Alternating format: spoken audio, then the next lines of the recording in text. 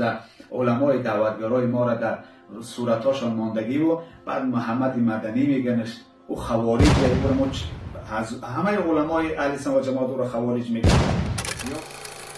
موحد برای دفاع سرزمین زمین مسلمانی انا همچنین باشد.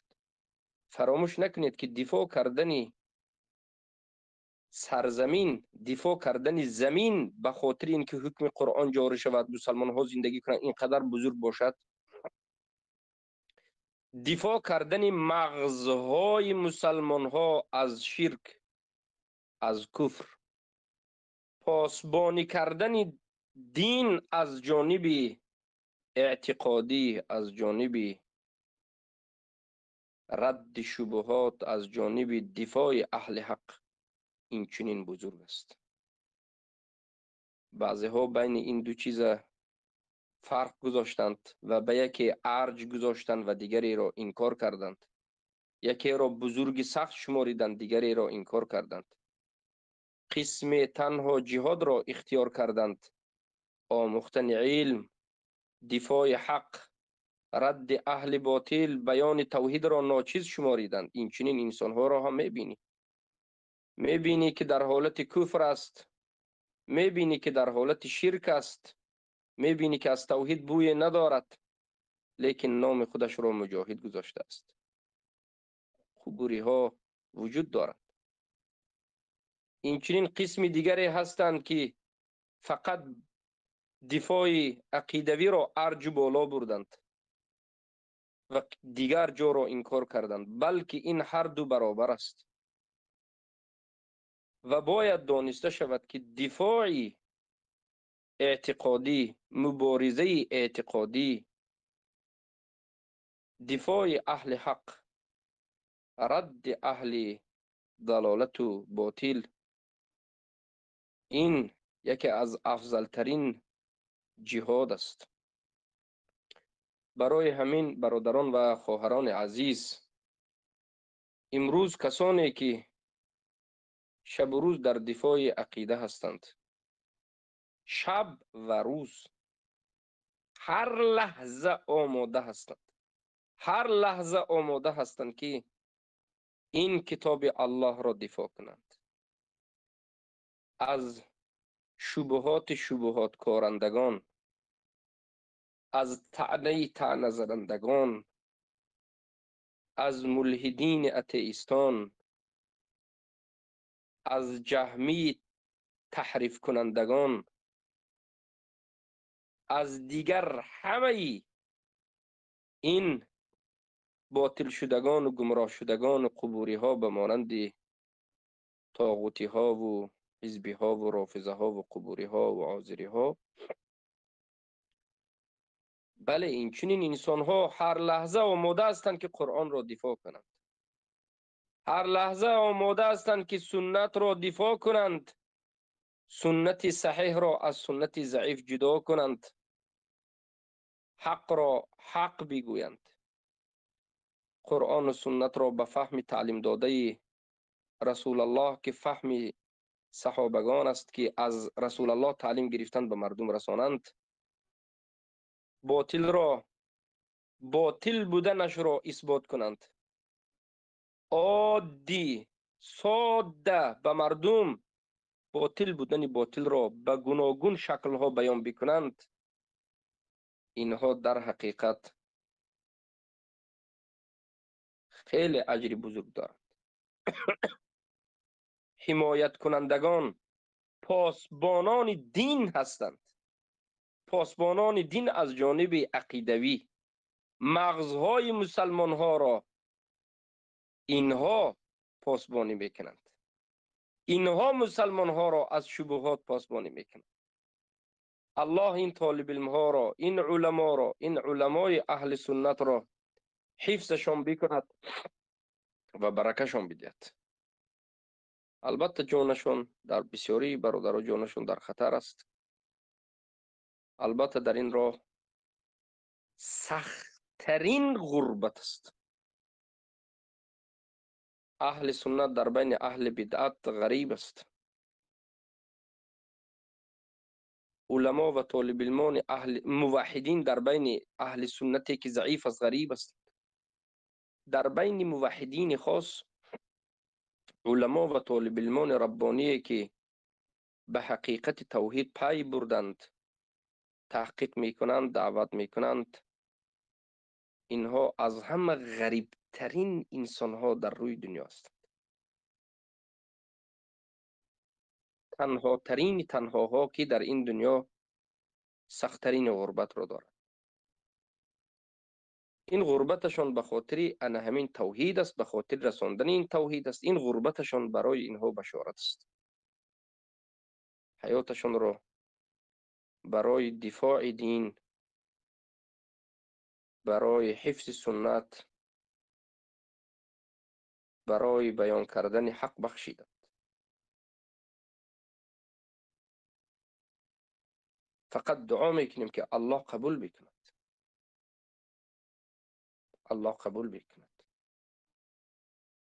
چقدر انسان ها هست که تمام عمر خود را برای دنیای خود صرف میکنند، مگر اکثریت همچنین نیستند؟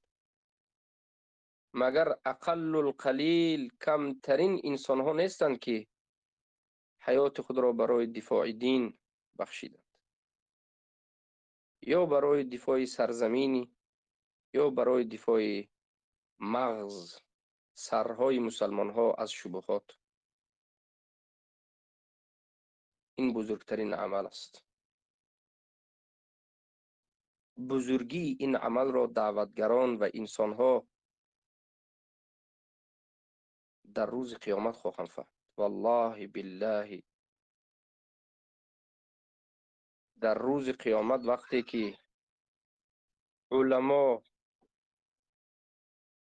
و طالب علمان ربانی را الله سبحانه و تعالی اجر میدهد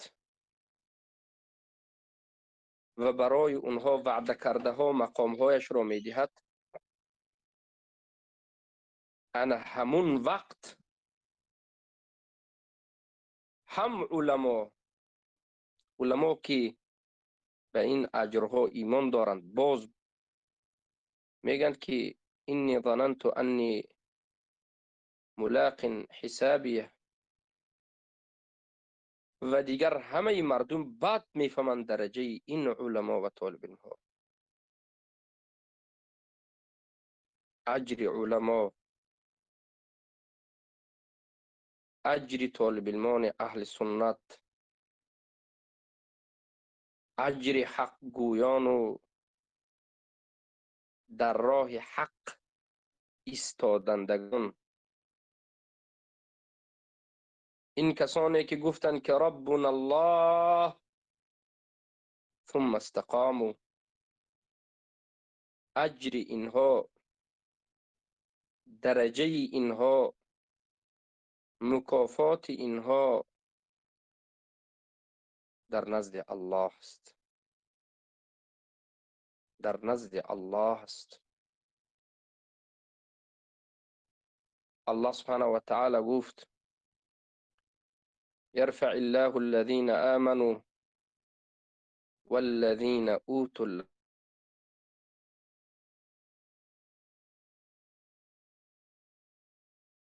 العلم درجات. الله بالا میبرد اون کسانی را که ایمان آوردند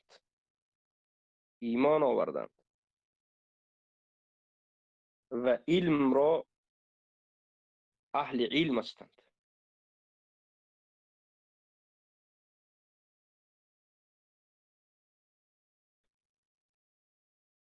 کسانی که اهل ایمان، اهل علم هستند.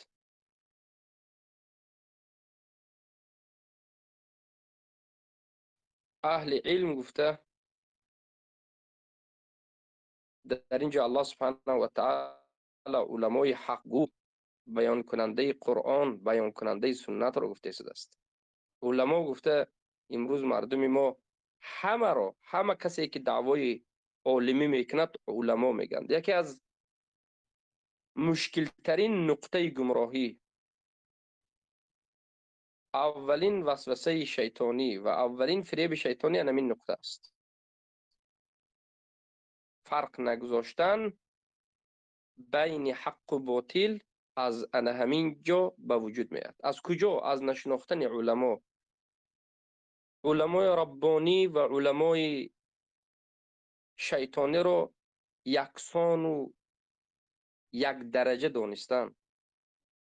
وقتی که این دو علما رو برابر کردید، علمای شیطانی و علمای ربانی رو برابر ساختید، بعد از این حق هم آمیخته میشد. حیرت زدگی شما به وجود میاد.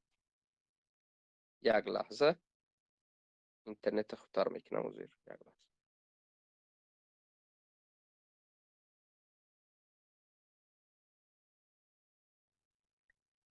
الله سبحانه و تعالی در قرآن به ما دو نمود علما رو بیان کرد. علمای ربانی، کسانی که علم دارند، ایمان به قرآن و سنت آوردند، با فهم سلف این امت فهمیدند، اقرار کردند، تصدیق کردند و به همین ایمان آورده اشان ثابت قدم می ایستند و مردم را به همین راه حق دعوت میکنند. و علماء الشیطانی، علماهایی که قرآن میخوانند، حق میفهمند، بعض از حقایق میبینند، مثل آفتاب رفشن پنهان میکنند، به مانند یهود پنهان میکنند به خاطر منفعتی شخصی خودشان، به خاطر منفعت طاغوت همون رهبرشان کمی عوض میکنند. همه قرآن قبول میکنند لیکن کمی عوض میکنند. یک چند چیزهای مهمه کمی دیگر میکنند، کمی دیگر میکنند. همون مسئله و رفته به پهلوش گذشته میبروند. مسئله های اصولی را هم خل میکنند، اصول دین عوض میکنند. چخیل عوض؟ یعنی گویا که نیست، به فراموشی میکشند. نگفتن حق شما 70 سال 100 سال وقتی که نشنیدید، شما میگید این در دین ما وجود ندارد. اگر وجود می داشت این علما ذکر میکردن. میگید نقطه مشکلی همین است که مردم مسلمان هر دو قسمی این علما رو، علمای ربانی و این علمای شیطانی که نباید اینها رو همچون عالم حق، همچون پیشوا گرفته شود، مردم هر دوی این علما که به همدیگر برابر نیستند، هر دویشون رو مردم برابر حساب میکنند. علمای حق و علمای باطل رو برابر میدانند. به هر دوی این علمای ربانی و علمای شیطانی برابر مناسبت و احترام میکنند. برابر هر دویشون رو گوش میکنند. بین اینها فرق نمیگذارند. انا همین خودش اولین بزرگترین سبب گمراهی است. نفهمیدن توحید است. برای چی؟ برای که شما یک کسی رو عالم گفتید، امام من گفتید، پیشوا گفتید، احترام کردید، همچون یک عالم موحد میراث خود رسول الله معامله کردید، ولی این انسان به شما خیلی خیانت کرد. به شما خیانت کرد، دین عوض کرد، قرآن و سنت بیان نکرد. اگر حالا در دوام صحبت من می توانستم که یک چند علما رو ویدیوش رو بمانم، حالا اینجا با اکران حرکت میکنم. نه اگر نشد موضوع جدید همچون رد او رو هم بیان میکنیم. زیرا که این طاغوت ها هر یک اول فصل با امر طاغوتشان، اول هر یک فصل یک مرتبه به ما هجوم میکنند و هر بار از دهان اینها فریب ها، نیرنگ ها، شرک ها، کفر ها بیرون می شود که ما میفهمیم. و البته برای شما علمای شما رو سله گرفته به کل مغز پوچ رو، کسایی که ریدا پوشیدند و ریش گذاشتند و به بالای منبر قرار خود را دادند، حقیقت اینها رو ما به شما بیان میکنیم. چرا نه؟ وظیفه ما همین است، خدمت ما به شما همین است. بارک الله فیکم. بله الحمدلله ولو شده شد. من حالا میرم یکی از این کسانی که اولیاء و شیطان است، توحید نمیفهمد، فرق بین کفر و شرک نمیفهمد، لیکن دارد مردم فتنه میکند. میگذارم ببینید.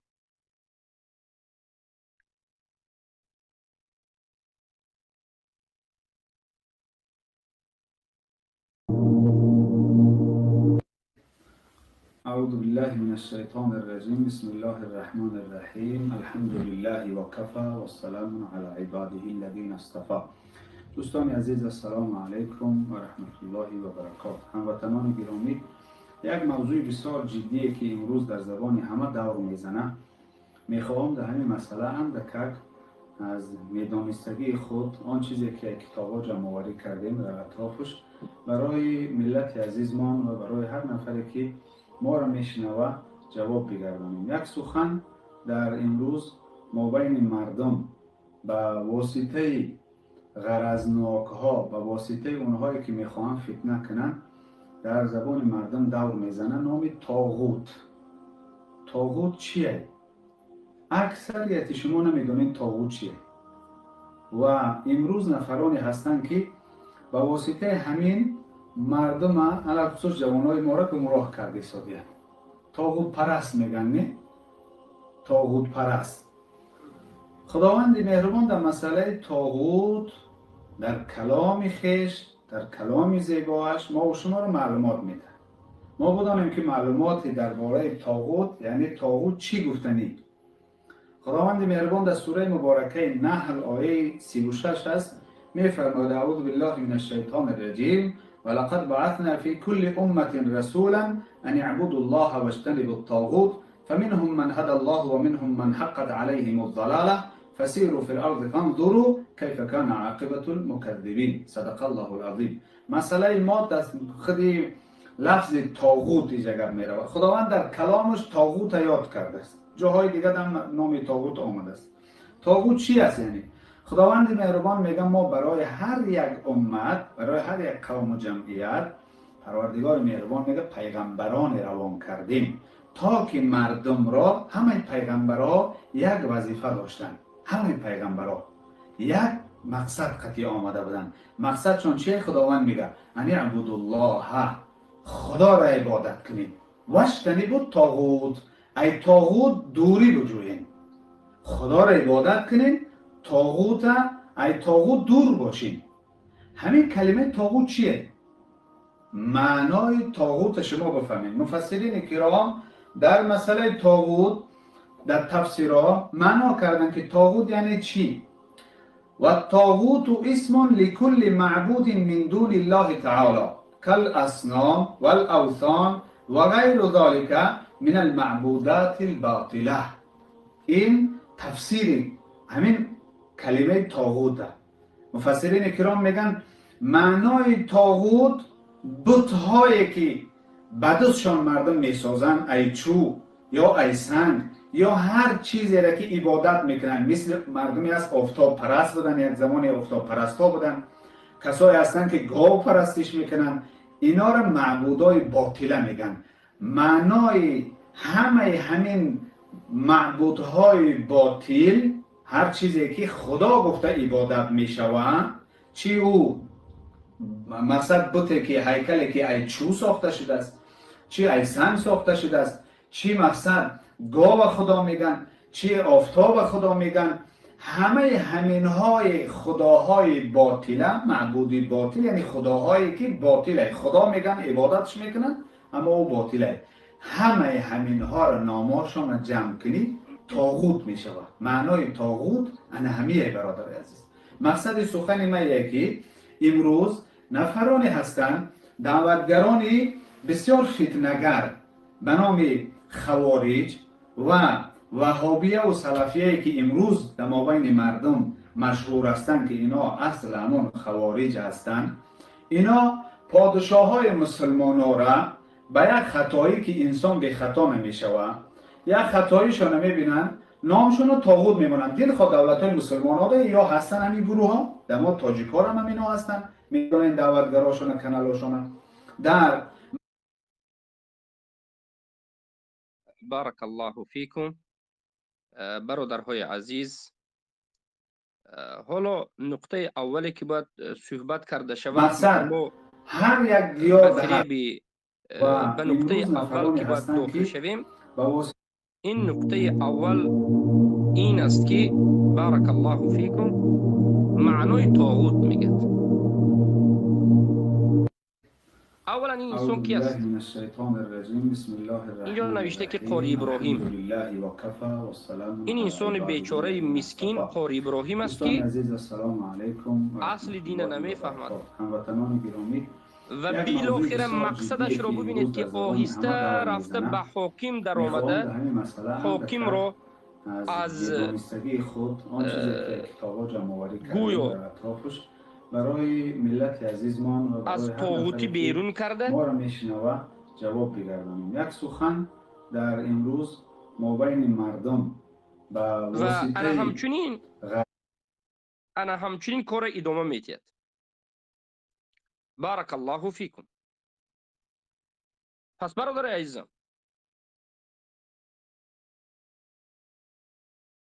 اکنون طاغوت کیست؟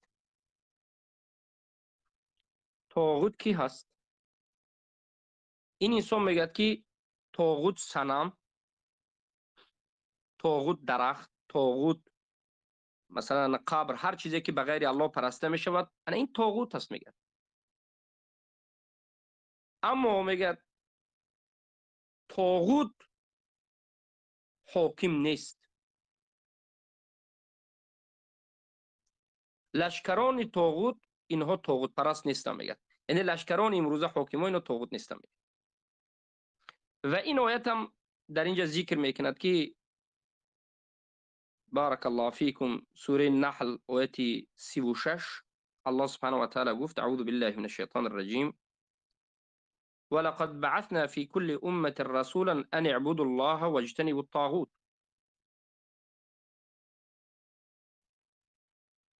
ببینید، به تحقیق فرستادیم به هر یک امت رسول را که آنها دعوت میکردند مردم را که یگانه الله را عبادت نمایید و اجتناب از طاغوت کنید. این ملا که خودش طاغوت پرست است از جانب قسمی از طاغوت شناخته است. بله، سنگ طاغوت شدنش فهمیده است، در بعض حالت درخت پرستی و آفتاب و ماهتاب پرستی و آتش پرستی و قبر پرستیدن فهمیده است که اگر همون چیزها را عبادت کنید شما طاغوت پرست میشوید. از دیگر صوفی های غلات به مانند دیگر صوفی هایی که قبر می پرستد، سنگ هم می پرستد، همین کار را میکند، این گویا خوبتر است. یعنی یکی از قسم های طاغوت شناخته است. اما در جانب دیگر خودش طاغوت پرست است، ضد دین آیت است. برای چی؟ بار دیگر میگیم برادران و خواهران مسلمان از تاجیکستان، خوب شناسید فریب و نیرنگ این علمای که شما را گمراه میکنه. اولا جهالت اینها، علمای شیطانی بودن اینها، علمای طاغوتی فروخته شده گمراه بودن اینها را شناسید. طاغوت سه نمود است. یعنی طاغوت میتواند که هم از چیزی بیجان جمادات باشد. یک کس میاد سنگ میپرستد، همون سنگی که شما پرستیدید شد طاغوت شد. برای آنکه شما سنگ پرستید، همون سنگ شما به سر خود طاغوت گرفتید، اگرچه سنگ نمیخواهد. یا درخت، یا قبر، اینها طاغوت گفته میشد. بله، فلان قبر طاغوت گرفته شد، میگه فلان سنگ مردم طاغوت گرفتن، فلان درخت مردم طاغوت گرفتن. حالا که سنگ و درخت روزی نیست، لیکن قدرت ندارد که به شما رد زند. سنگ و درخت همیشه الله به تسبیح میگه، الا یسبح بحمده. هر چیزی که در زمین است، در آسمان است، در بین زمین و آسمان است، به الله تسبیح میگه. اما مردم به خودشون این سنگ ها را یا قبر ها را، درخت ها را، اعوذ بالله، طاغوت قرار دادن. مردم طاغوت قرار دادن. یعنی این ها را ما میگیم این چنین طاغوت ها، طاغوت های جمادات. و می شود طاغوت معنوی، طاغوت های معنوی به مانند نفس پرستی. بعضی آدم به مانند اتئیست، کمونیست، تاجیکستان، مردم تاجیک، مردم ازبکی که در ازبکستان و تاجیکستان هستند، بالاخره 70 سال در زیر اتئیسم اینها زندگی کرده، اینها خوب میفهمند که طاغوت نفسی یعنی طاغوت معنوی چگونه طاغوت است. معنوی، همین اتئیستا طاغوت معنوی داشتن. چه خیر؟ اتئیستا، کمونیستا میگن اتئیستا، ملحدین، همه دین این کار میکنن. الله هم اعوذ بالله این کار میکنن، خالق بودن الله این کار میکنن، رب بودن الله این کار میکنن. بله، تمام دینه، همه دین این کار میکنن. دو، و بعد از این سنگ پرستی، درخت پرستی، قبر پرستی را این کار میکنن. اونها هم به مشرکین رد میزنند، هم به مسلمین، هم حق این کار میکنن، هم باطله. میگن که ما از همیش پاک هستیم، لیکن در عین زمان اونها نفس پرست است. طاغوت اونها نفس است. طاغوت اونها همین نفسشونه. چیلی که الله با پیامبر صلی الله علیه و سلم گفت فرایت من اتخذ الهه هوا، و دیدی کسی رو که هوای و هوس خودش رو طاغوت گرفته است. این اتئیست ها، ملحدین، طاغوت پرست هستند. بعضی میگن که ملحدین هیچ چیز عبادت نمیکند، میکند نفس. در این دنیا خواهی یا نخواهی، تو از یک دو چیز، دو از بین دو چیز یکیش رو عبادت میکنی، ذات حق الله یا غیر الله. ملحدین که دعوا میکنن که ما هیچ کس عبادت نمیکنیم، اگر حقیقت اونها را نظر بکنید، نفس عبادت میکنن و نفسشون در زیر کنترل شیطان است. اونها شیطان عبادت میکنن. این دومین نمود طاغوت است. سومین نمود طاغوت، طاغوت هایی که زنده هستند. این موسفید ملا به نام قاری ابراهیم که خیلی دبدبناک وایمه کرده صحبت میکند، مریدها دارد، هیاهوی دارد، بیچاره. انا این سومین نمود طاغوت که در قرآن آشکار واضح الله طاغوت بودن این طاغوت را بیان کرده، اطاعت کنندگان این طاغوت را شرک نامیده و مشرک نامیده و تکفیر کرده نمیدان. سومین نمود طاغوت کدام نمود طاغوت است؟ طاغوت های زنده، انسان هایی که زنده هستند و طاغوت شدند. این انسان ها را یا مردم بدون رضا بودن این انسان ها طاغوت میگیرد. ما در این حالت مطلق این انسان های زنده که راضی نیستند، لیکن مردم طاغوت گرفت اینها را طاغوت مطلق نمیگیم، میگیم طاغوت مردم اینها را طاغوت گرفتند. مردم اینها را طاغوت گرفتند. میگیم بعضی انسان های صالح بعضی ها طاغوت میگیرند، لیکن و انسان راضی نیست، و انسان راضی نیست. به مانندی که در زمان حضرت علی شد، چند صدها نفر، هزار نفر آمدند و گفتند که علی تو اله ما هستی. این انسان ها طاغوت پرست شدند، علی را طاغوت به خودشون گرفتند، علی را طاغوت به خودشون ساختند. لیکن علی را ما طاغوت بودن نمیگیم، زیرا که علی راضی نبودند. علی گشتند و گفتند که شما کافر شدید، شما توبه کنید. توبه نکردند، اینها را بردند و قتل کردند. این یک نمود طاغوت گرفتن از انسان های زنده. دومین نمودش، انسان های زنده خودش مردم را امر میکند، مردم را مجبور میکند که مرا اطاعت میکنید، به قانون من برآورده حکم میکنید، حلال و حرام من کرده رو اطاعت میکنید، به گفتی من زندگی میکنید، اگر نکردید شما رو من جزا میدم. این طاغوت زنده که او راضی هست، انا این طاغوت میگیم خودشه. برای همین معنای طاغوت رو این انسان گفت که علما گفتند که معنای طاغوت این صنم است، بت است، هیکل است. لیکن یگان علما رو نآورد، از خودش دروغ میگه. برای اینکه علما را اولا اینها نمیشناسند، جاهلند. اینها غیر از سله سوختنش آسان است، سله زده سر به میمونند، ریش الله دادگی است، موی سرد میتین الحمدلله میبراید. دیگر اینها باقی مانده کار کردن در کار برای عالی شدن، کتاب خوندن در کار نمیخوانند. جوهلو این طاغوت پرستو. انا کنون ببینید، بارک الله فیکم، طاغوت معناش در لغت خیلی عادی و ساده است برادر عزیزم، خواهرای موحدم. عادی و ساده و مردم مسلمان تاجیکستان طاغوت فهمیدنش عادی و ساده است. طاغوت در زبان عربی از نظر لغت معنایش تجاوز الحد است، یعنی از حد گذشتن.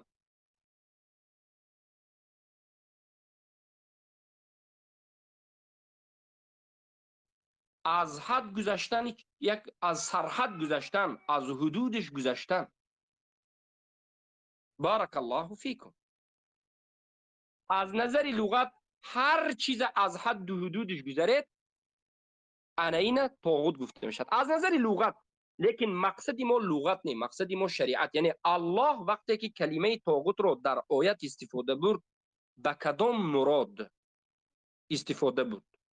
مراد الله چی بود؟ مراد الله رو ما از پیامبر، از صحابه، از تابعین، تبع تابعین، از سلف صالح میفهم. پیامبر صلی الله علیه وسلم بیان کردند، خود الله در قرآن بیان کرد. لیکن پیش از این که من به قرآن و سنت در این مسئله کمی وسیع‌تر روم، سخن امام مالک رو که یکی از علمای سلف هستند میگم که امام مالک گفتند که الطاغوت کل ما عبد من دون الله. طاغوت همان چیزی هست که هر چیزی که به غیر الله عبادت کرده می شود، این طاغوت گفته می شود. امام محمد ابن عبدالوهاب شیخ الاسلام گفتند که طاغوت هر چیزی که به غیر الله عبادت کرده می شود و باز از عبادت شدنش راضی هست. یعنی یک انسان شما عبادت کنید و انسان راضی است. یک انسان درجهش به درجه الله برارید و انسان همین دیده دونسته راضی شود. یک انسان گفتهاش از گفته الله و رسول پیش گیرید، او انسان همون به راضی و همون به امر کند. کتاب، دستور، قانون، تنظیم یک انسان بیارید و بگوید که انا این است دستور زندگی ما، قرآن گیرید به یک طرف گذارید، انا این است که همون انسان طاغوت کرد.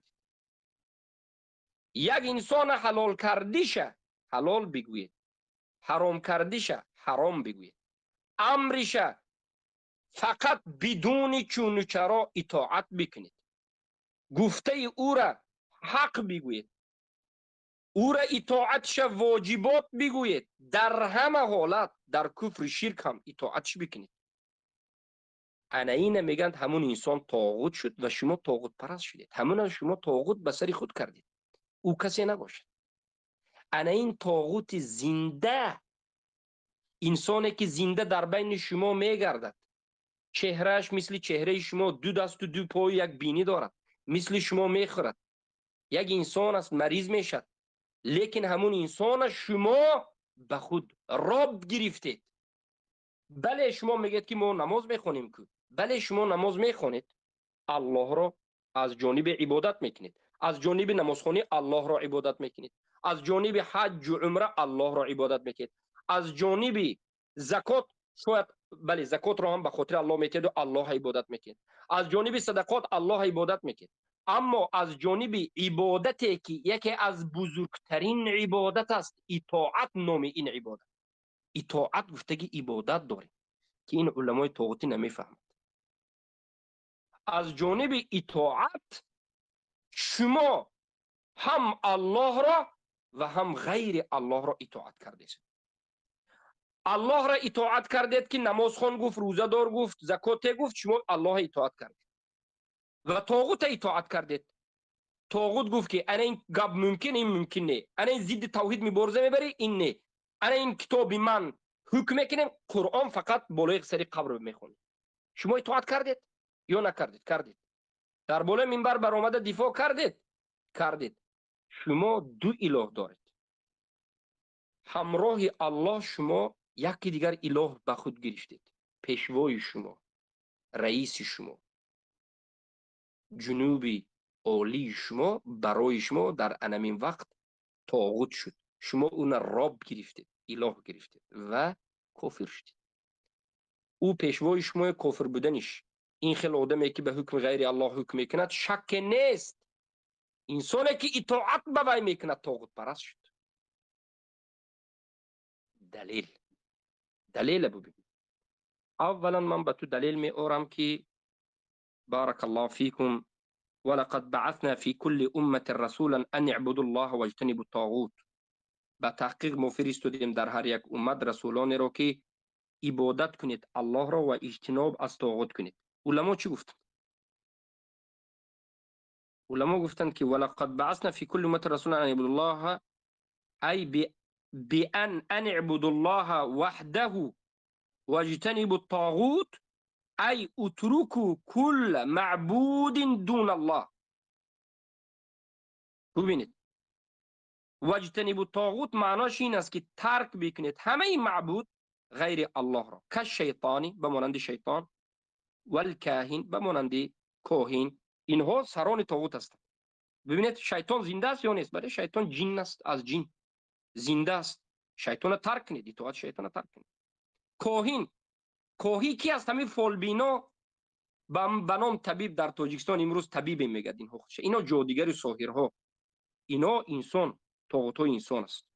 صنم البته این هیکل است که اینا میگیم طاغوت زنده نیست. و دوام دارد و کل من دعا الی الضلال. انا این نقطه مهم است. انا این نقطه رد به این قاری ابراهیم جاهل طاغوت پرست است که میگه قرطبی در تفسیرش که و همه اون کسایی که مردم دعوت میکنند به سوی ضلالت، به سوی غیر قرآن و سنت، به سوی حکم غیر قرآن و سنت، اینها کی هستند؟ اینها طاغوت هستند. اینها را ترک بکن. ابن جریر طبری معذرت خواهی میکنم ولی این چیزی که من خوندم امام قرطبی گفت. امام قرطبی میگه که هر کسی که دعوت میکنند مردم به سوی ضلالت. ما سوال میکنیم از این علماء الطاغوت که امروزه رئیس های شما، پیشواهای شما، حاکم های شما، پادشاه شما به سوی حکم الله و رسول دعوت میکنند یا به سوی تحقیق حکم برآورده 4-5 الکگولیک دعوت میکنند. 4-5 الکگولیکی که حاجت خانه در آمده برآمدن نمیفهمد، حالی تازه شدن، پاک شدن، قاعده قانون حاجت خانه را نمیفهمد. اینا زیاد نصف روزش، زیاد عمرش در حالت مستی و الستی، در حالت بی عقلی میگرد. انا همین فجار کفار آیا امروز این بنام پادشاهایی که اینها میگند آیا اینها مردم را به سوی قرآن و سنت دعوت کرده شده است؟ به قرآن و سنت، اطاعت قرآن و سنت مجبور کرده شده است یا به سوی کتاب دیگر که نامش کانستیتوسیون دعوت کرده شده است؟ مردم مجبور کرده است به غیر قرآن و سنت. پس اینها دعوت کنندگان به ضلالت هستند؟ بله، دعوت کنندگان به ضلالت هستند. اینها پس طاغوت بودند؟ بله. کی گفته است؟ در تفسیر همین آیتی که این ملای بیسواد خواند در تفسیر قرطبی آمده است. لیکن هیهات ای کاش این علما فقط همین کتاب بالای میز که گپ میزنند همینجا به تخت کردن نمیگذاشتند، یک بار ورق زده میکشد. حاجی میرزا انا اینم هم خیلی کرده است. اینها فکر میکنند که مردم تو پای است، گپ در حالتی زدن کتاب ها را تخت کرده میمونند، پشت شما کتاب ها را میمونند، بعد کتاب میکشند لیکن نمیخوانند که کتاب به چی نوشته است. الله المستعان، الله المستعان. انا مین از جهالت اینها. انا کنون بیایید ما به شما درباره اولا طاغوت سخنی که این میگه بگذاریم، بعد از این بارک الله فیکم دوامی حاکمی که به حکم غیر الله حکم میکند طاغوت است، کسی که اون اطاعت میکند اطاعت عبادت است، اطاعت به غیر الله کردن این چی است؟ طاغوت پرستی بودن بیان بگیم. یک لحظه ما حالا بار دیگر میرویم به جای لازمه. خب الله المستعان، اون چیزی که در ما بود ناپدید شد.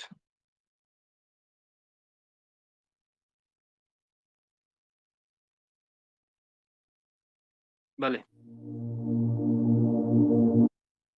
طاغوت میمونند. دین خود دولت های مسلمان ها یا هست مسلمان ها را به یک خطایی که انسان نگر به نام خوارج و وهابیه و سلفیه که امروز در مابین مردم مشهور هستند که اینا اصل همون خوارج هستند، اینا پادشاه های مسلمان ها را به یک خطایی که انسان به خطا نمی شود، یک خطاییشو نمی بینن، نامشون رو طاغوت میمونن. دین خود دولت های مسلمان ها یا هستن همین گروه ها، در ما تاجیک ها هم اینا هستن، میدونین دعوتگراشون کانالاشون در مقصد هر یک دیار ده هست، در هر یک دیار این فتنگرها امروز برآمدگیان، پادشاه های مسلمان ها را طاغوت می نامند و کسایی که ملتی که در اطراف این پادشاه جمع می شوند وحدت مقصد به نظر می گیرند، سرجمی را به نظر می گیرند، او پادشاه را طاغوت می نامند، این مردمی بیچاره را طاغوت پرست. بارک الله فیکم. برادرهای عزیز، البته که این بار دیگر یک تهمت محکی میکند و جهالتی که دارد میکند. تهمتی که دارد میکند، من میخوام از تهمت شروع بکنم. مردمی که میگه در همین منطقه زندگی میکنند در گرد پادشاه میگه، البته همه مردم در یک منطقه اگر یک نفر پادشاه شود و مردمی که در اینجا زندگی میکند، ما همه این مردم رو نباید به همون پادشاه نسبت بدیم. مردمی سرزمینشون هستند، هزارها سال بابای اجدادشون در اینجا زندگی کرد و آمده ایستادند. اینها کجا روند؟ در همین جاشون صبر کرده زندگی کرده ایستادند. مردم در یک منطقه زندگی کردنشون معناش این نیست که اینها طاغوت پرست شدند. نه، این جهالت از اینا است، از این خوارجا است. از انا همین کسی که علامت های اسلامی و علماگیر به خود میگیرد، خودش دعوای عالمی میکند، کمی پیش معنای طاغوت نه لغتا نه اصطلاحا نفهمید، دروغ گفت از نام دین، نفهمید. اناکنون آمد خوارج شد. کمی پیش جهمی بود، آمد خوارج شد، دروغ میگد و میگد که همه این مردمی که در گرد اطراف کی هستند، این حاکما هستند، تکفیر میکرد. این رو البته خوارج هایی که جاهل هستند، خوارج های حقیقی که شما نمیشناسید، شما جهلا خوارج گفته اهل سنت میگید، خوارج های حقیقی را ندیدید. بله، اون خوارج همه کسایی که در یک دولتی که حاکمش طاغوت باشد به حکم غیر الله حکم کند، میگن در این حکومت بوده همه کافر است، در این دولت بوده، یعنی حکومت گر دولت در این دولت بوده همه چی است؟ کافر است. میگن اینا خوارج ها میگن، تکفیر بالعموم میکنه.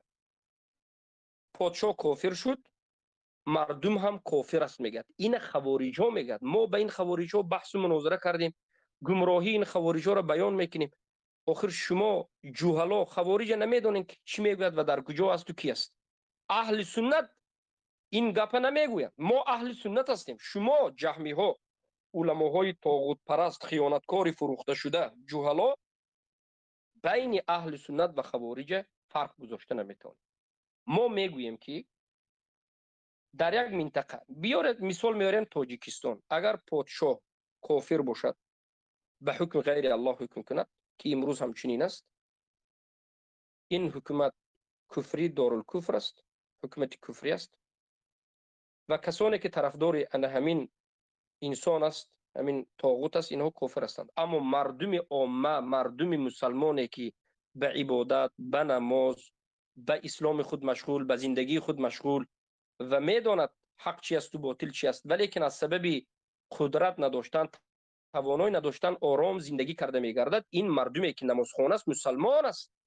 این مردم مسلمان تاجیکی که امروز هزارها نفر، میلیون ها نفر در مسجدهای دوشنبه و در مسجدهای خوجند و مسجدهای کولاب و مسجدهای طرفهای پامیر و به مانند مثلا ونجوی از غلام و از قرغان تپه و از غرم و اینها هستند، مردمایی که اینهایی که در مسجدها نماز میخوانند مسلمان هستند. چقدر زنها، مردها، جوانها مسلمان، میلیون ها مسلمان است در تاجیکستان. اما این بیچاره ها قدرت ندارند، قوت ندارند، شرایط ندارند که برآیند و بگن که ای طاغوت، ای کافر، بس کن، ما حکم الله رسول میخوایم. گفتم قدرت ندارند. وقتی که قدرت و قوت ندارند، خاموش مسلمانی خود ادامه میتند. الله همچنین این دین برای اینها رسانیده، کامل کرده و برای اینها اجازه داده که قدرت نداری خودت برده نکش. برای این اجازت است از جانب الله که مسلمان ها در دارالکفر هم زندگی بکنند، اگرچه سرزمین خودشون باشه. اما اگر دارالکفر که اینها سفر کرده باشند در اونجا، بله، برای تجارت، برای کار هیچ مشکل ندارد، میروند تجارت میکنن، کار میکنن، زندگی میکنن، بو میوند به جای خودشون. بار دیگر میگم عقیده اهل سنت و الجماعت انا همین است که مسلمان در همه جا مسلمان بودنش ممکن است، خود در دارالاسلام، خود در دارالکفر. اگر پادشاه کافر شود هم مردم عامه اگر مسلمان باشند مسلمان میشند. اما حاکم میگه انکم به نقطه دوم میره. حاکم میگه که این سلفیه ها، این وهابیه ها، یک پادشاه، یک حاکم اگر یک خطاگی کرد، انا همین را می آیندو کافر میگن و مردم رو هم تکفیر میکنن. مردم فهمید که دروغ است. ما مردم هرگز تکفیر نکردیم به خاطر پادشاه. نه نه نه، لشکری پادشاه ها تکفیر کردیم. لشکری پادشاه این مردم نه. لشکری پادشاه از درون مردم 1% 2% مردم لشکر است، دیگه باقی مانده مردم دیگر است. لشکری پادشاه همین لشکر است که طاغوت لشکر اگر همین روز دست کشد و گفت که معظمی روز عبارت دیگر این انسان اطاعت نمیکنیم، گفت همون طاغوت فردا میبینی که از سگ کوچه هم قدرش پستر است. طاغوت نگاه میدارد، همین لشکری طاغوت است. برای لشکری طاغوت پرست و کفار است. لیکن بیاید خود طاغوت به حاکم به کن نظر میکنه. حاکم آیا طاغوت میشود؟ چخیل حاکم طاغوت میشود؟ بله، الله سبحانه و تعالی در قرآن آشکار و واضح طاغوت شدنی کسانی که به حکم غیر الله حکم میکنند یا حکم غیر الله طاغوت و حکم کنندگاش من باب اولا طاغوت بودنش رو در دو جای قرآن ذکر کرده و خیلی مثالی زیباترین آورده. بارک الله فیکم. حالا ما اولین آیت رو میگیریم که الله سبحانه و تعالی حکم غیر الله رو طاغوت میگه. طاغوتی تو تطبیق شدنش طاغوت معنوی، بعد از تطبیق شدنش هم طاغوتی عملی و طاغوت‌های زنده. طاغوت زنده کسی که تطبیقش میکرد. مسلمان ها شما نظر بکنید به سوره نساء آیت 60 امروز به زبان فارسی، به زبان روسی قرائت کرده میتوانید. تفسیر تبری را گیرید وجود دارد به هر دو این زبان. تفسیر ابن کثیر را گیرید وجود دارد. خوب بس است ای مردم مسلمان تاجیک، خوب روی بس است تا کی شما را فریب میدهند؟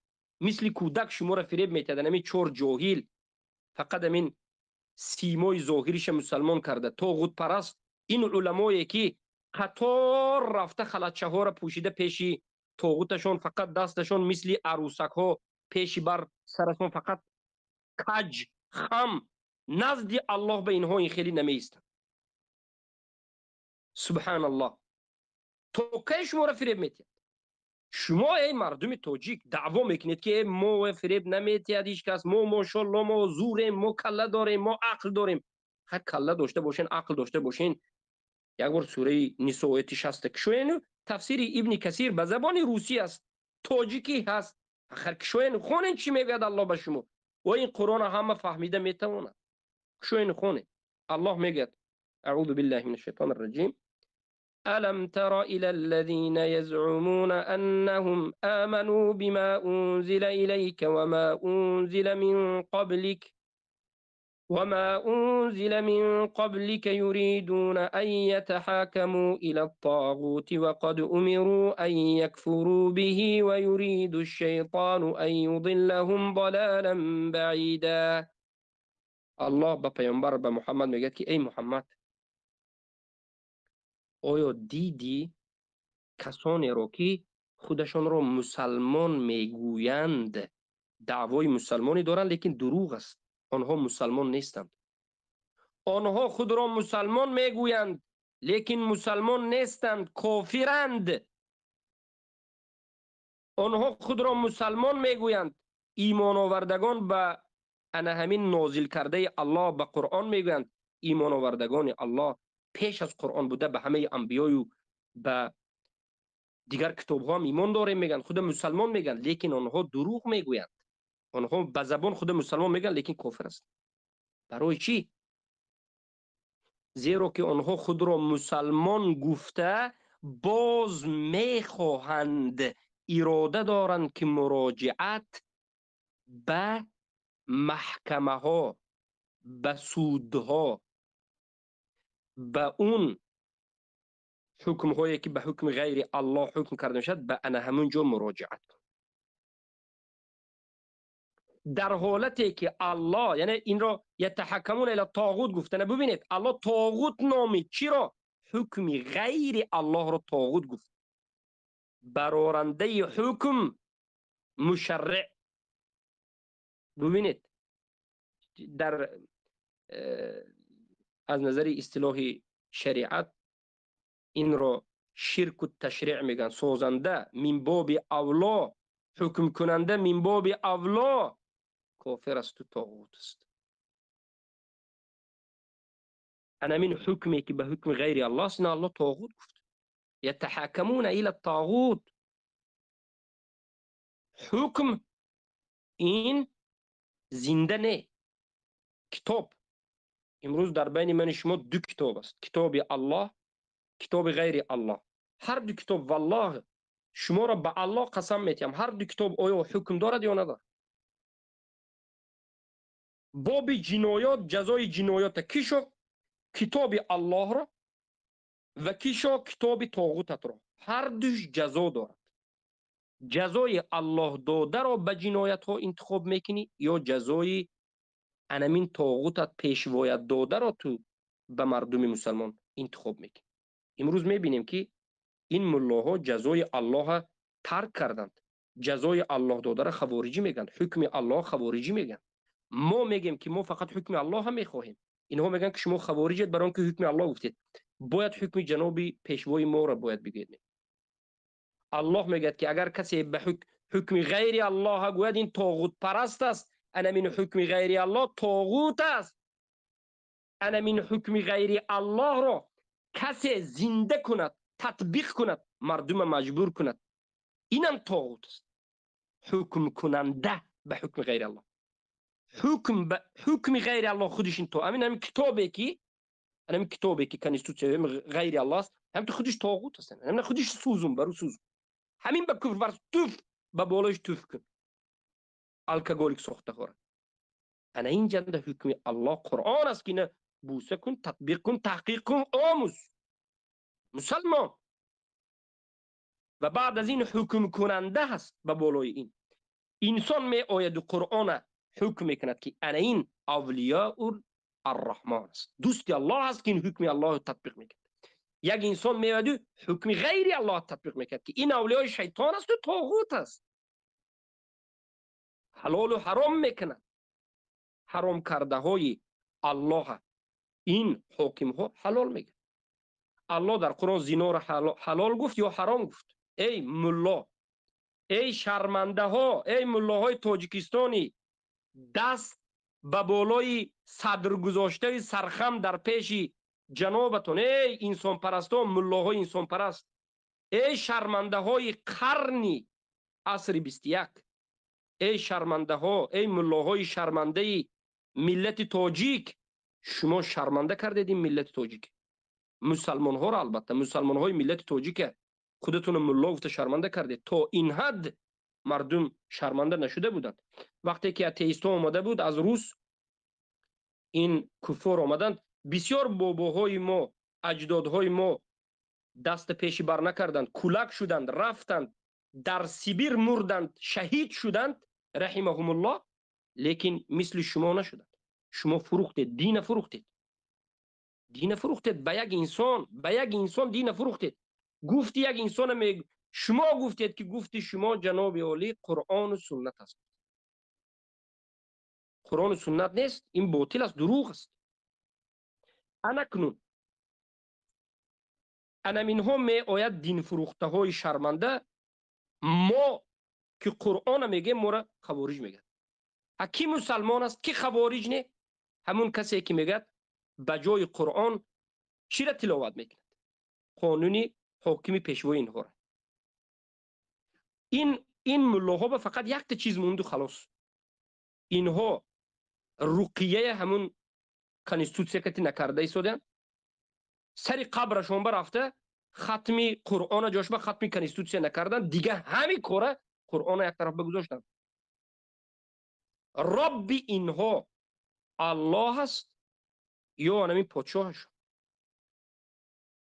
ما میبینیم که رب اینها ربشون غیر الله است. اینها دو چیز رب گرفت. البته الله رب خود خواندند به مانند مشرکین قریش، اما در یک قسم چیزها، اما در قسم زیادی چیزها ربشون در اطاعت، در عمل، در زندگی، در تطبیق قرآن. بجای اینها در اطاعت و عمل و در تطبیق آمدن تطبیق گفته های انمی پیشواشون میگه. اینها طاغوت پرستند، پیشواشون طاغوت است. انکنون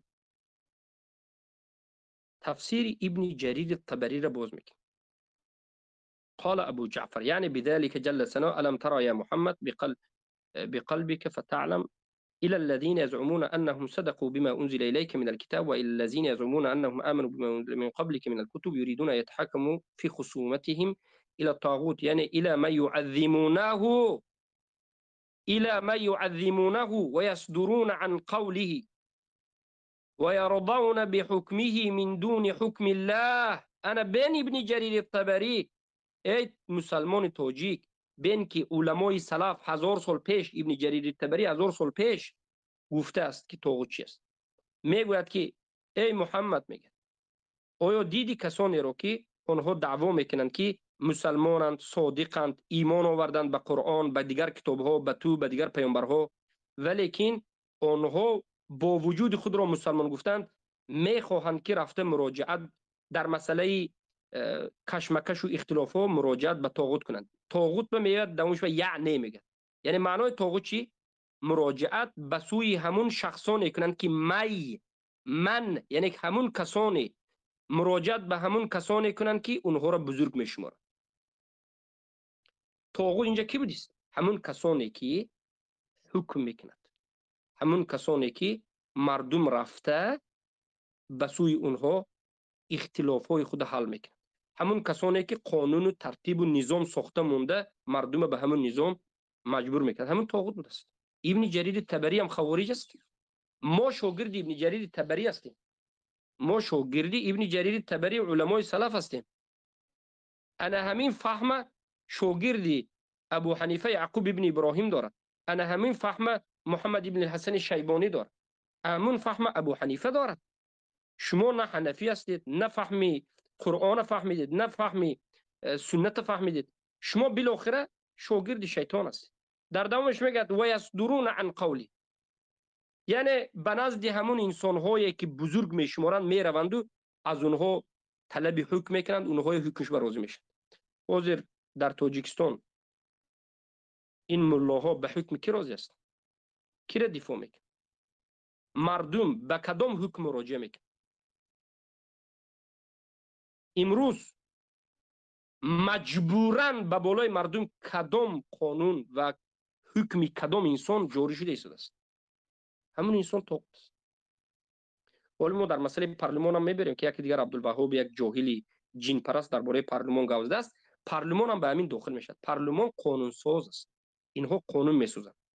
هر هفته نو دیده حالتو را دیده. چی میگید مردم امروز زنا را حلال گویم یا حرام گوید؟ اگر در پارلمان آدم ها زیادتر از 50 نفر 100 نفر زیاد آدم دست بردارد، زنا میگن که باکی ندارد، زنا فقط شبانه نیو روزانه هم حلال میگن. برای که شبانه که به مشکلی در همه جای این منطقهشون زنا کرده شده است میدونند، یکی نه با قانونی میکنند. هم خیلی میکنند که هیچ کس گفت نمیتونه. مرهم از شراب حکمش برآورد در کجا؟ در پارلمان. بالاخره این قانون برارها، قانون سازها، کسانی که به همین قانون ها اداره میکنند و مردم مجبور میکنند، مسلمان مجبور میکنند که به ضد دینش در اساس همین قانون ها باشد، اینها طاغوت هستند. اینها کفار و مشرکین هستند. اینها را کسی که دفاع میکند، اطاعت میکند، اینها به لشکر میشد، اینها را دوست میدارد، این طاغوت پرست است، کافر است. سوره بقره و آیه 256 به حال بعد از یک دو دیگر وارد میشه که اینها کفر به طاغوت ندارد.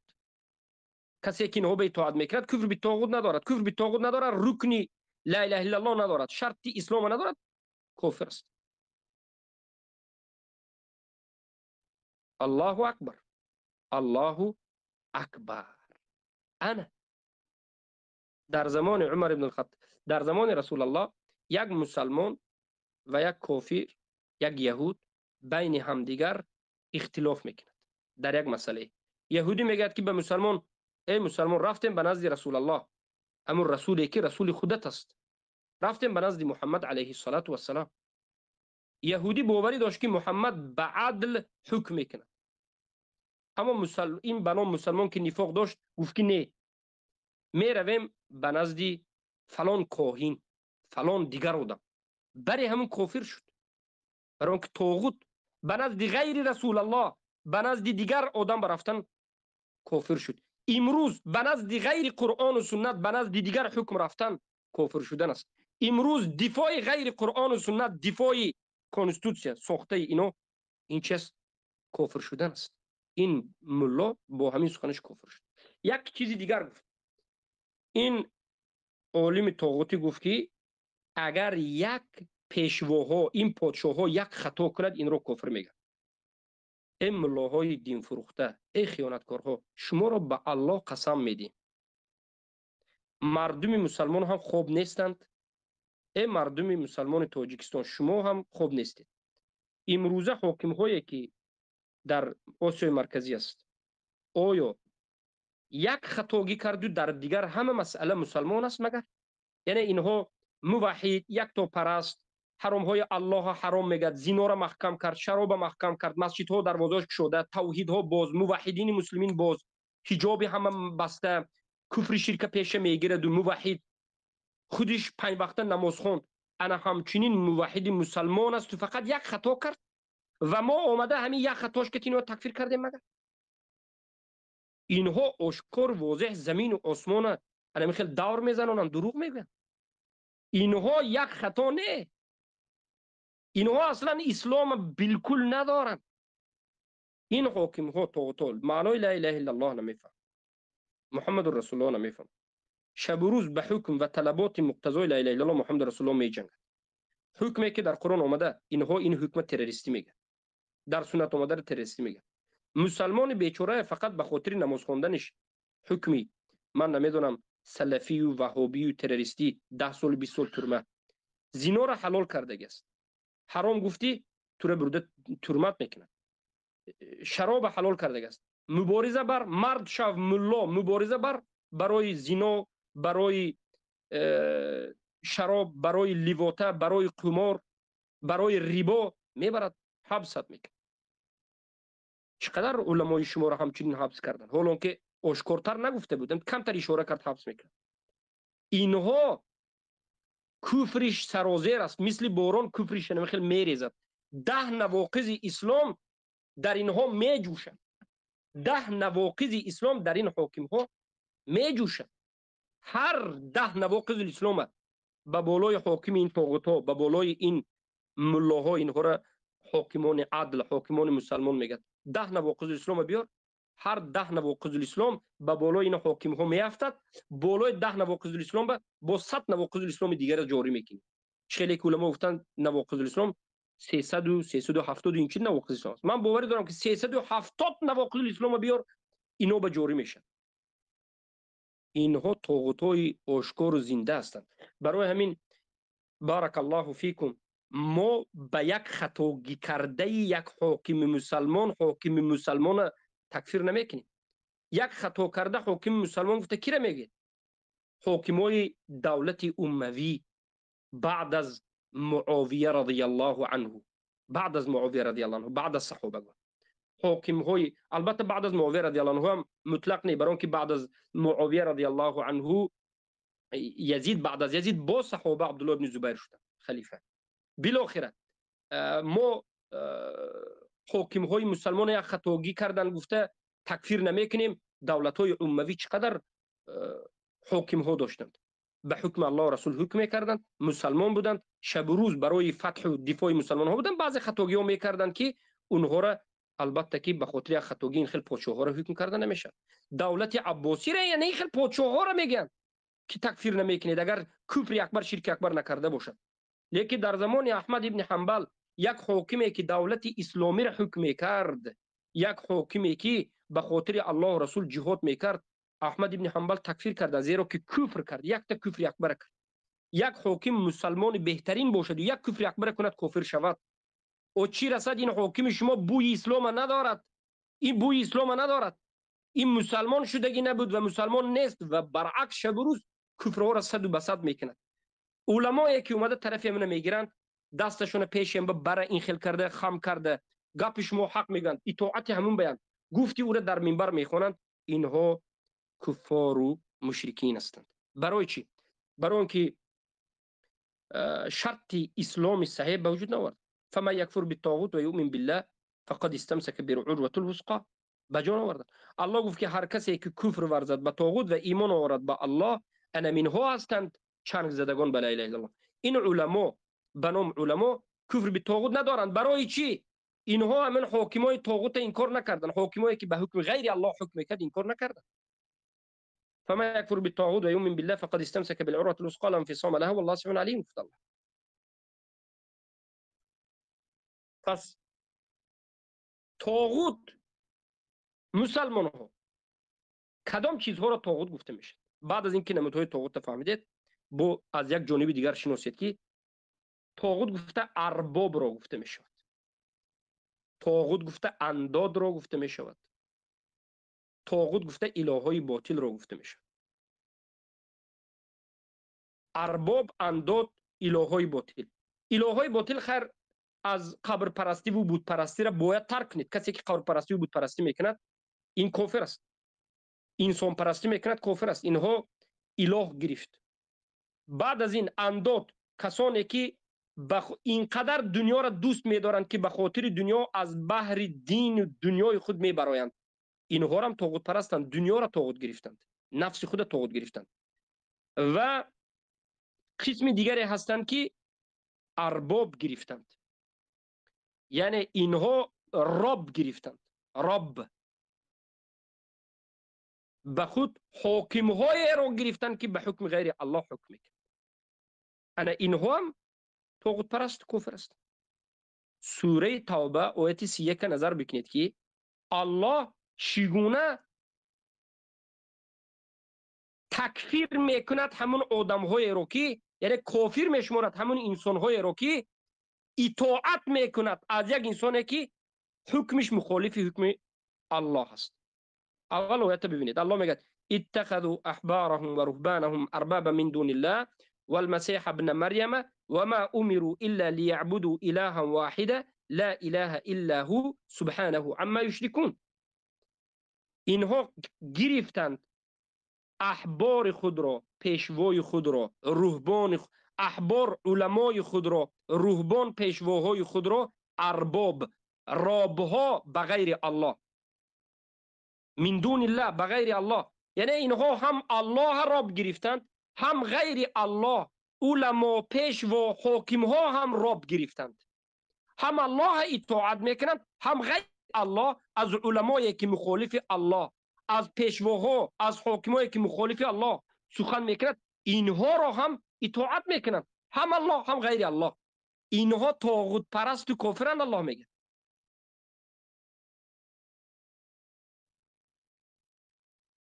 حدیث عدی بن حاتم الطائی در روایت امام ترمذی معروف است، مشهور است. در زیر تفسیر این آیت عدی بن حاتم الطائی به نزد رسول الله آمد، در گردنش یک صلیب از طلا بود. پیامبر گفتن از گردنت گیر این صلیب طلا را. و بعد از این آیت خواندن اتخذوا احبارهم و رهبانهم اربابا من دون الله. همین آیت خواندن که این مردم یهود و نصارا، اینها علمای خود، پیشوای خود اینها راب گرفتند، اینها طاغوت پرست شدند، پیشواهای خود طاغوت گرفتند. گفتند که این عدی بن حاتم طایی گفت که یا رسول الله، گفت ما كنا نعبدهم، بمانند همین ملا، همین ملایی که امروز گفت که ما اطاعت نمیکنیم، عبادت نمیکنیم، بمانند همین. عدی بن حاتم طایی به رسول الله گفت که یا رسول الله، ما این پیشواهای خود هرگز عبادت نکردیم، ما اینها به سجده نکردیم، ما اینها به رکوع نکردیم. رسول الله گفتند که آیا شما همچنین نبودین که اذا احلوا حلالا اذا احلوا حراما احللتموه؟ آیا شما همچنین نبودید که همین علمای شما، پیشوای شما، حاکمای شما حلال حرام الله کرده را حلال گوید، جایز گوید، شما هم جایز گفته می رفتید اطاعت می کردید؟ آیا شما همچنین کسان نبودید که حلال کرده الله حرام گوید، شما هم اطاعت کرده بله حرام است گفته می رفتید؟ عدی گفت که بله ما این کار می کردیم. رسول الله گفتند که تلک عبادتهم، انمین عبادتشان است. انکنون به نقطه آمدیم، کدام نقطه؟ اطاعت گفتن مسئله هست. اطاعت یکی از بزرگترین عبادت است. اطاعت یعنی گفته یک امر به یک چیز به همیشه پایبند بودن، عمل کردن. اگر همین پایبند قرآن باشید، گفته های قرآن و سنت به اطاعت کنید، شما از این می براید که الله عبادت کرده ایستید.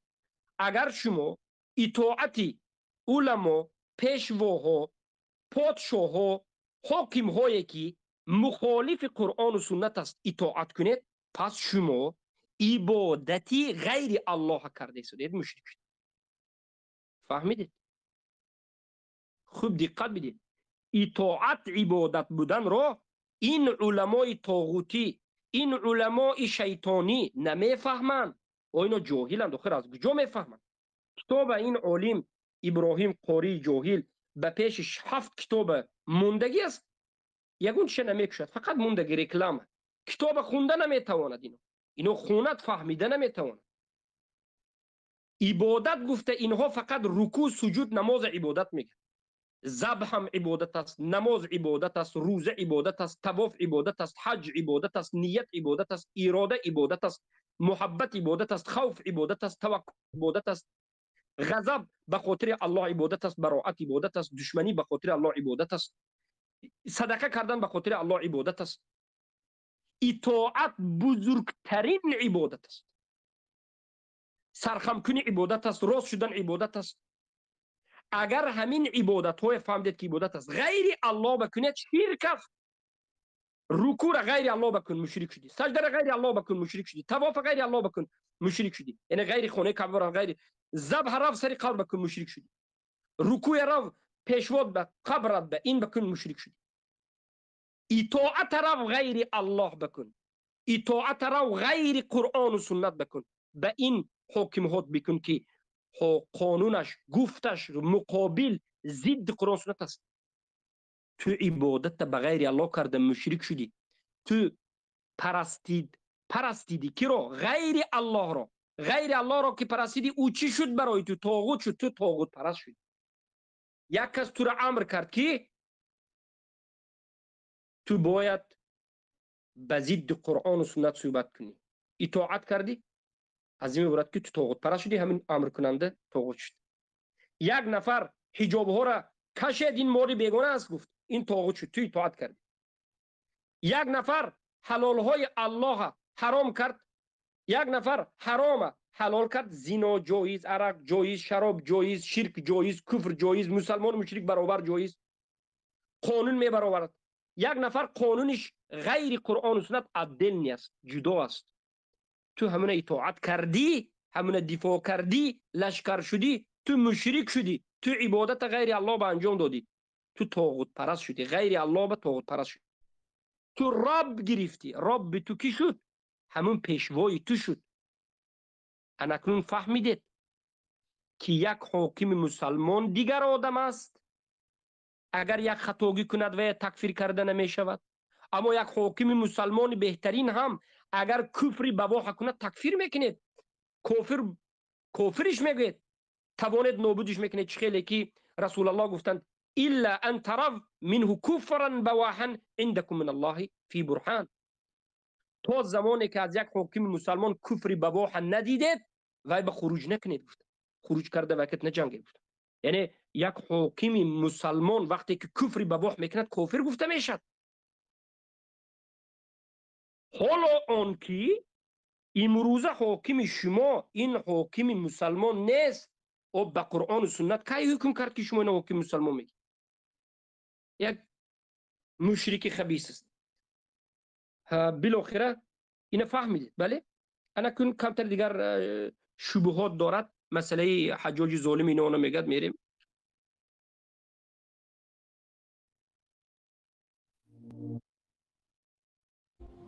خلاصه این قدر ظالم گنده گذشتگی همین صحابه طاغوت نگفتن. همین کسی بگم من را همچون خدا عبادت کنین، این را بد میشه که ما بگیم طاغوت. کسی که این دعوا را نکنه که من خدام مرا عبادت کنین، این را ما طاغوت گفتن حق نداریم. اگر به خطاگی حال حجاج ظالم، من شما در مثال بیارم، حجاج ظالم در صحیح بخاری آمده که ای پس همین حجاج ظالم در صحیح بخاری آمده عبدالله ابن عمر صحابه پیغمبر نماز خواندگیه، حضرت انس ابن مالک رضی الله عنه صحابه ای پس همین حجاج ظالم نماز خواندگیه. این حجاج ظالم اگر شما بشناسید در مابین حاکمای مسلمان دیگه ایتری ظالم گذشتگی نیست. این آدم در کتاب آمده که 120,000 علما و صالحین به دستش کشتگیه. دستش کشتگی. زمان میگه در پیشش یک عالم نمیکشتن، خون یک مسلمان نمیدید، اشتیاق خوردنش نمیومد. از آن جمله امام ابو حنیفه را کشتگیه یادم، امام اعظم امام شما را هم یادم کشتگیه. همین گونه بزرگا تابعین، حتی یک کتاب دیدم میگه صحابه ها هم کشتگیه. حالی را دقیق میکنیم. خلاصه این قدر ظالم گنده گذشتگیه همین صحابه طاغوت نگفتن، همین را حکم به کفر نکردن. به عقیده امروزه شما طاغوت گوهایی که مقصد امروز طاغوت میگین، جوانایی که نمیفهمین اینا رو باور میکنین. اگر به عقیده اینها ما کار کنیم، نعوذ بالله خدا عقیده یا نگه بداره، عقیده نادرست اینها، مگر هم صحابه هایی که پیش حجاج ظالم خواندن او را طاغوت پرست بگیم. بارک الله فیکم. یک شبهه اولا میگد که ما بجز کسایی که خود رو خدا اعلام بکند، مرا عبادت بکنید گوید، دیگر کس رو طاغوت نمیگه. میگد البته این گفته او هست، این از گفته ساخته این علمای طاغوت است. نه، طاغوت همون کسی هست که مجبور میکند مردم رو به یک حکم، به حکم غیر الله. همین طاغوت است. اگرچه خودش مسلمان میکنه، اگرچه خودش خدا نگفت، لیکن طاغوت گفته میشه. در این دنیا دو نفر است که خودش رب گفت و خودش اعلان ربوبیت کرد و خدا گفت، نمرود در زمان ابراهیم و فرعون. باقی مانده طاغوت ها، بسیاری طاغوت هایی که در این دنیا هست، همه باقی مانده طاغوت ها خودشون من رب هستم، من خدا هستم نگفتن، مرا عبادت کنید نگفتن، اما اونها طاغوت هستند. هر کسی که حکم به حکم غیر الله کرد طاغوت شد. هر کسی که همون دفاع کرد، همون مسلمان گفت در گرد اطراف همون است، لشکر همون است، طاغوت است و بگیم طاغوت پرست شد و کافر شد. انا کن مسئله حجاج ظالم. حجاج ظالم را به پیشوای امروزه طاغوت ها برابر کردن احمقی است، جهالت است. نام حجاج را علما ظالم موندند، نه مشرک. اگر همه علما اجماع میکردند یا اتفاق میکردند که حجاج کافر است، نام حجاج ظالم نمیموندند، حجاج کافر میموندند. حجاج ظالم برای اون موندند که علمای موندند از سلف که این مسلمان بود لیکن ظالم بود. حالا که قسمی از سلف حجاج تکفیر کردند که بعد از کمی به شما بیان میکنم. فرق بین پیشوای شما و بین حجاج ظالم: پیشوای شما ظلمش از حجاج بدتر است و بر عوض این دشمن قرآن و سنت است. انا کنون ببینید حجاج ظالم در زمانش چقدر سرزمین ها را در افریقا، چقدر سرزمین ها را در جانب های این طرف و آن طرف، در جانب روم و این آن فتح کرد. در زمان حجاج ظالم یک لشکرکشی مسلمان بود. اولا حجاج ظالم 5 وقت نمازش میخوند.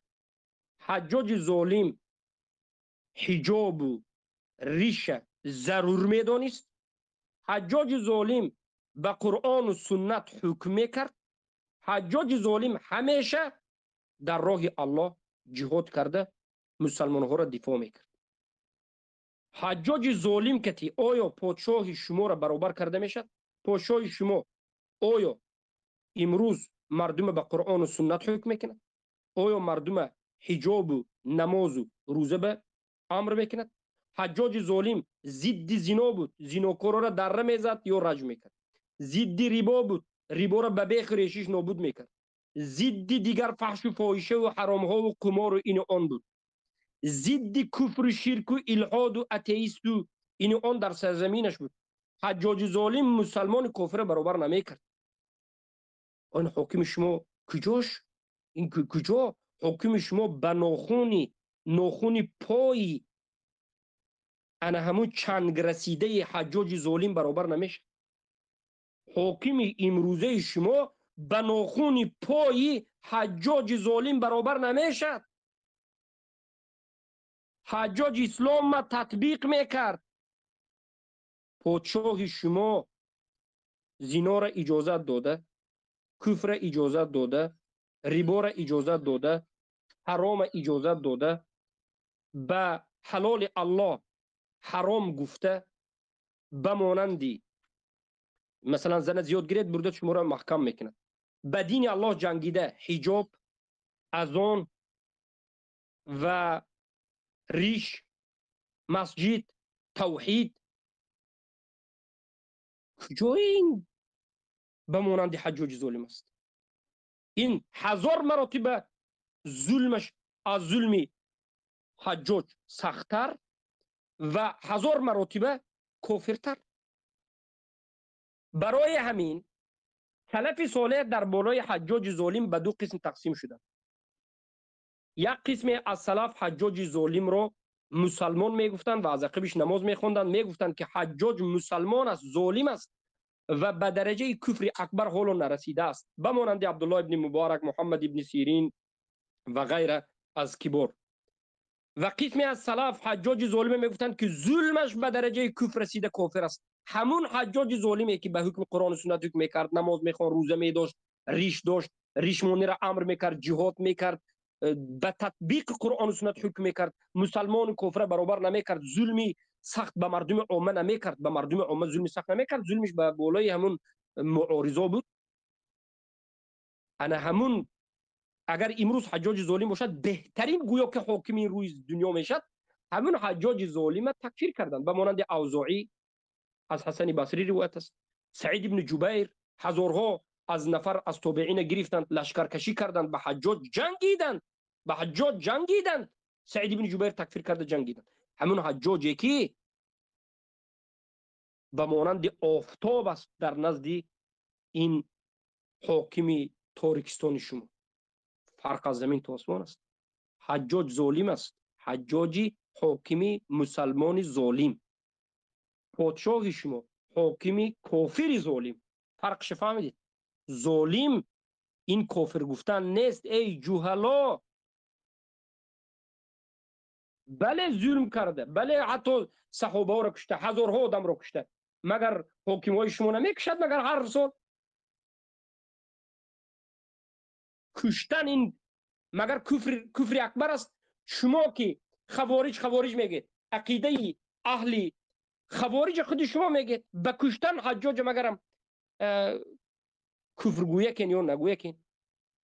بله حجاج آدم کش بود، ظالم بود، لیکن کشتن این کفر اکبر نه، برای که تعویلات و این آن داشت. اگر به خاطر توحید بکشد بدون تعویل میکشت، البته که این کفر اکبر است. خیلی که پادشاه شما موحدین میکشد بدون تعویل، موحدین به خاطر دفاع شرک و کفر میکشد. خیر باقی مانده دوامش بمونه. کسی لا اله الا الله محمد رسول الله و مسلمان گناه کرد، گناهش در ایمان او را بین نمیبره. گناهش ایمان او را بین نمیبره. ایمان او باقیه تا زمانی که همین کلمه رو نکرد، این کار گناهش از بین نمیبرد. اگر گناهی کرد، گناهش در پیش خدا عذاب میکشد. اگر توبه نکنه، خداوند مهربان را در گناهش عذاب میکند. اما وقتی که انسان انجام داد ایمان نابود میکند. ایمان نابود میکند. الله در قرآن امام اعظم، امام شافعی، امام مالک، امام احمد ابن حنبل رحمت الله علیهم اجمعین، اهل سنت و جماعت در عقایدشون، در هیچ عقیده اهل سنت و جماعت نیامده که یک نفر فلان گناه کرد، مثال زنا کرد، عرق خورد، گناهگار میشود، گناه وزبین هست، اما کافر و طاغوت گفتن نمیشود. بالله ولئن سألتهم فرزندای عزیز، یادرای عزیزی که ما را میشنوید، ما به خدا قسم برای شما ورسوله ما دیرم میسوزه که شما به فتنه گرفتار لا تعتذروا قد كفرتم بعد دلیلا را فهمیدید که صحابه ای پشتی حجاج ظالم خوانده که حجاج ظالم نمیفهمین، اینا رو باور میکنین. اگر به عقیده اینها ما کار کنیم، نعوذ بالله خدا عقیده اهل سنت و جماعت نیستن. اینا با عقیده اهل سنت و جماعت دور عقیده اهل سنت و جماعت. اینا با عقیده اهل سنت و جماعت توغری نمیگیرن. عقیده اهل سنت و جماعت همینه که کسی لا اله الا الله محمد رسول الله و مسلمان گناه کرد، گناهش در ایمان او را بین نمیبره. گناهش ایمان او را بین نمیبره. ایمان او باقیه تا زمانی که همین کلمه رو نگردانه، انکار نکنه. اگر گناهی کرد، گناهش پیش خدا عذاب میکشه. اگر توبه نکنه، خداوند مهربان ایره در گناهش عذاب میکنه. اما ایره ای ایمان خارج اهل سنت و جماعت نکردی. عقیده اهل سنت و جماعت، عقیده امام اعظم، عقیده Кресло Хоксунд – шикарная новинка от «Хочу стул». Прекрасной округлой формы, такое мягкое и объемное. Прям хочется раствориться в его комфорте, провести долгий вечер за книгой или сериалом. Кресло добавит по-настоящему теплых и уютных оттенков в ваш интерьер. Качественный поролон Ашер и крепкий деревянный каркас подарят вам годы комфорта. افسوس که این سخن در چی بوده است باور بکید. افسوس که در اینستاگرام بوده است. خیلی مورد اذیت داد که ایلاجی یک ترتیب کتی گپی نه داشته نمیشه. گپی نه داریم فقط زوکش پس میشه. براریم و وضوع این کفار دیگر مشرکین میبرد. خیلی اذیت میکشیم. خیر صبر میکنیم. خوب این مشرک میگه که کسی که لا اله الا الله میگوید یگان گناه او را از ایمان بیرون نمیکند. این عقیده جهم ابن صفوان است، عقیده کفار مشرکین است. مشرکین قریش هم همین عقیده را داشتند. ببینید مسلمان ها، الله سبحانه و تعالی در قرآن گفت که ولقد قالوا کلمه الکفر و کفروا بعد ایمانهم. به تحقیق گفتن کلمه کفر را، سخن کفری را، و بعد از ایمانشان کافر شدند. هر مسلمانی که لا اله الا الله محمد رسول الله را گفت و بعد از این سخن کفری اکبر و شرک اکبر گفت، کافر شد. این الله گفت، لیکن این ملاها و انمین ابراهیم به این آیت کافر شد. الله سبحانه و تعالی یک استهزا کننده که در زمان رسول الله در پهلوی رسول الله به رسول الله ایمان آورده بود، همراه رسول الله به جهاد رفته بود، مسخره شوخی بازی کرد، الله تکفیرش کرد و گفت بالله و آیاته و رسوله کنتم تستهزئون لا تعتذروا قد کفرتم بعد ایمانکم. به الله و به رسولش استهزا میکنید، به آیات های الله استهزا بازی میکنید، عذر نبیارید، نمیدانم، نفهمیدم، بیخبر کردم نگویید. بعد از این که ایمان آوردید، یعنی لا اله الا الله گفته ایمان آورده بودید، لیکن انکنون همین مسخره شوخی که کافر شدید. یعنی سخن کفر گوید کافر میشید. کفر اکبر، شرک اکبر، این به مانند دیگر گناهانه کردی کافر میشی. ای لا اله الا الله گفته به این فریبگرانی راه حق، به این دعوت کنندگان جهنمی، این پیشوایان شیطانی باور کرده فریب نخورید. کفر اکبر، شرک اکبر کنی، الله میگه که کافر میشی. یک کلمه که کافر میشی، این کار نکرده، شوخی و بازی کردی، کافر میشی. لیکن این ملا میگه که تو وقتی که تو این کار نکنی کافر نمیشی. عقیده شون عقیده جهم ابن صفوان است، عقیده شون عقیده اهل سنت نیست، عقیده شون عقیده شیطانی است. برای همین ما ملاهای تاجیکستان رو گمراه میگیم و باز میگه که مذهب حنفی مؤمن است. حنفی نیست، این مذهب ابو حنیفه نیست. ابو حنیفه رحمه الله این علما رو علمای سلطانی فروخته شده گفت. چرا ابو حنیفه کشته شد؟ ابو حنیفه را خواستند که استفاده برند، ابو حنیفه را خواستند که قاضی مانند، ابو حنیفه نخواست که استفاده شود، مردانوار شهید شد. اما شما خوبسا این طاغوتان نخواهدم خودتون استفاده میبرید به خاطر شکمچهتون. شکم هم ندارید بعضی شما، شکمچهتون. الله خورتون کرده است، لیکن خوری روز قیامت سخت‌ترین است. و هر کسانی که از پشت این آدم نماز میخونند نمازش باطل است. نماز شما نماز نیست. کسانی که نماز جمعه را میخونید از پشت همین خیلی ملاهای که نه لا اله الا الله میفهمد، نه کفر به طاغوت میفهمد، نه محمد رسول الله میفهمد، نه اسلام میفهمد، نه ایمان میفهمد، فقط دروغ به قرآن و سنت میبندد. این چی است؟ الله المستعان. باز دوامش گوش میکنید. الله المستعان. این دفعه تا آخرش میمونیم که دیگر اذیت نکنیم. اگرچه موضوعش بسیار باشن تا آخرش میمونیم که اذیت نکشیم. ایمان خارج اهل سنت و جماعت نکرده، یعنی عقیده اهل سنت و جماعت، عقیده امام اعظم، عقیده امام شافعی، عقیده امام توضیح میکنم. من دلم میسوزه که شما به فتنه گرفتار نشید. دلیلا را فهمیدید که صحابه پشتی حجاج ظالم خوانده که حجاج ظالمتر در دل خاک کتاب نام ظالما اگر یادآور شود، حجاج ظالم در رأس اونها یادآور میشود. ای پس یعنی حجاج ظالم صحابه خوانده، طاغوتش نگفته. یعنی اینهایی که امروز مسلمانا را کلمه گوار، یعنی ملت ما، ای پادشاهمان، تا همه ملتمان الحمدلله مسلمان میگیم، لا اله الا الله محمد رسول الله هممون میگیم. همه ما با خطاها هم داریم، بنده خطا میکنه. ما یک کلمه گوره حکمی به کفر نکنیم. امروز در علمای دعوتگرای ما را در صورتاشان ماندگی و بعد محمد مدنی میگن او خوارجه، او را همه علمای اهل سنت و جماعت او را خوارج میگن، یا که مقصد دیگر دعوتگرا به همین نامشون یک بناه همینها عالمایی که دلسوز ملتن صورتاشان ماندگی طاغوت پرست.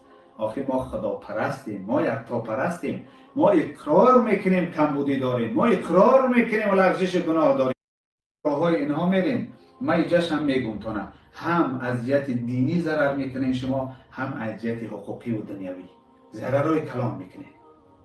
زین خاطر دمی عقیده پاک، عقیده بهترین ما قبول داریم و عقیده او تعلیم ما است که در عقیده 4 مذهب یکه. بارک الله فیکم. دردشون بالاخره فهمیدید که اینها از ترس دلشون میسوزد، از حسد دلشون میکفد. مذهب جهمی اینها دارد روز به روز تنگ میشود، زیرا که مردم تاجیک مردم تحقیق کننده هست، حق کاو است، حق خواه است و ما هم شب و روز در حرکت هستیم، در دعا هستیم که الله به این حرکت برکت بدهد و این مردم را به حق بازگرداند و تحقیق کننده های این مردم را زیاد بکند. بالاخره مقصد اینها همین است که طالب علمان اهل سنت را دیدید که نام بنده را گرفته خوارج میگن. چهره های طالب علم را سیاه کردن و شما مردم را از ما جدا کردن تا که شما حق را نشنوید. پادشاهشان و خودشان را مسلمان حکم کردن و میگوید که به یک خطاگی کافر نگوید. ببینید خطاگی اگر کفر اکبر باشد، شرک اکبر باشد، کافر میشد انسان. خیلی که علمای سلف گفتند، ابن منده گفتند که المجتهد المخطئ فی التوحید کالمعانی، یک انسان مجتهد خطا کننده در توحید به مانند معانی کافر میشه. در کفر اکبر، شرک اکبر عذر نیست. کسی که لا اله الا الله میگوید و شرک اکبر، کفر اکبر میکرد، کافر گفته میشه. انا این است منهج اهل سنت. انا اکنون فهمیدید این علمای طاغوتی را که کفر به طاغوت ندارند، حاکم های طاغوت پرسته، حاکم های طاغوت شده را مسلمان میگن، خودشان طاغوت پرستی را مسلمانی دین میگن. اینها سبحان الله پیامبر نشناختند. اگر پیامبر میشناختند هرگز نمیگفتند که ما این پادشاه ما مسلمان است و به حکم الله رسول. سبحان الله، من نمیدونم اینا اعتقاد میکرد که به حکم الله رسول حکم میکنند. اینا انا همین است که اینها جهمی هستند و خطر به دین شما و خطر به آخرت شما اینها دارند.